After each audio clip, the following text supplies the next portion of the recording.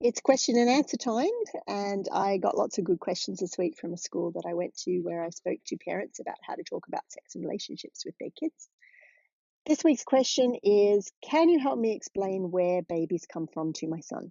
Yes, I can.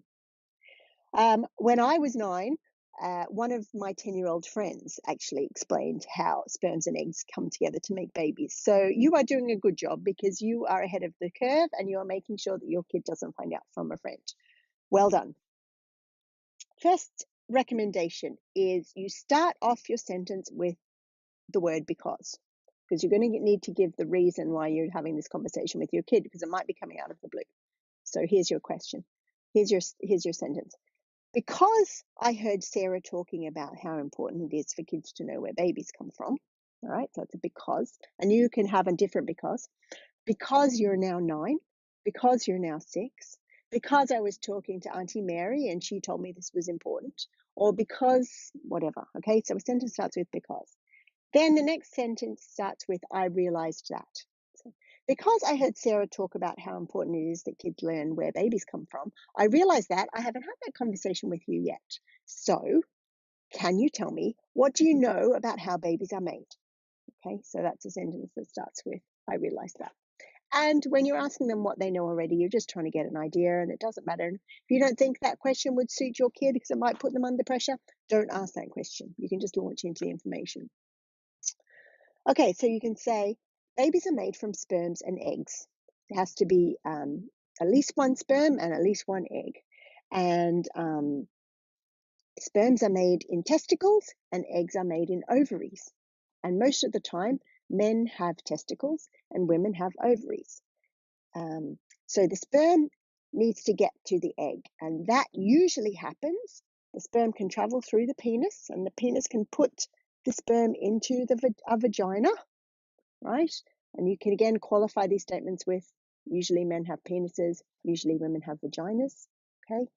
And then the sperm swims up the vagina through the uterus and into a special place called the fallopian tubes. Now, see, I'm giving you all this information. It's probably a really good idea. You could also use a book, and I'll give you the name of the books at the end that you could use to have this conversation. Okay, so far we've got to the sperms are in the fallopian tubes.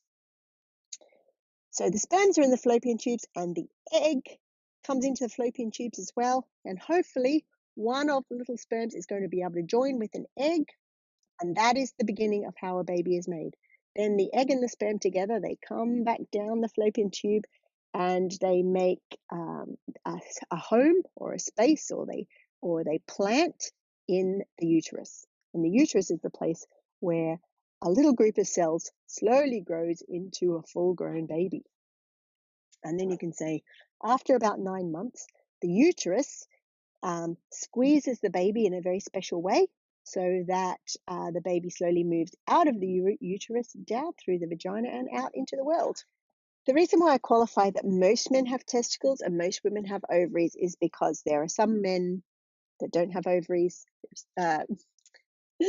Funny. There are some men that don't have testicles. There are some women that don't have ovaries, whether that's to do with surgery or cancer or accidents or anything like that. And also there are some people that are born with both sets of gonads. So that's just something to be aware of. You may have someone in your family like that. So it's a good idea when you're talking to kids that you don't speak in absolutes, because there are always exceptions to the rule.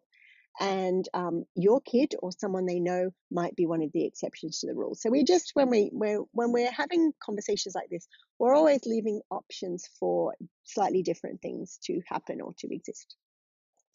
Best of luck talking to your kid about how babies are made. In fact, you probably don't even need luck. You're well informed now. Just follow the simple script. And if they ask you any questions that you don't know the answer for, just say, that's a great question. I don't know the answer, but I'll get back to you. And then you scurry off and you send me a little email or drop a comment into the Facebook group, which is called Learn to Talk to Your Kids About Sex, and we can sort you out with the answer.